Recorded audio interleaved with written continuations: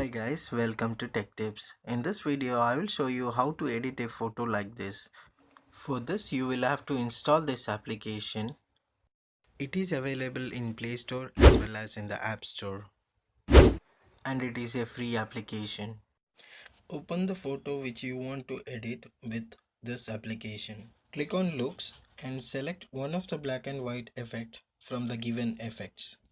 Now your photo will change it to a black and white photo. Next, you will have to click on the small icon. Click on View Edits when you get this pop-up. Next, you will have to choose the black and white effect which we had selected earlier and select the middle button.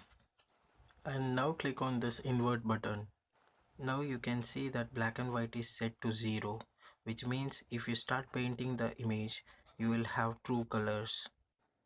So now start painting the remaining portion of the image whichever you wanted in green color.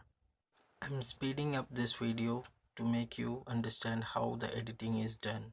It is very simple logic. If you are setting black and white to 0, that means you are painting the color, and if you set black and white to be 100%, you are erasing the color from the photo.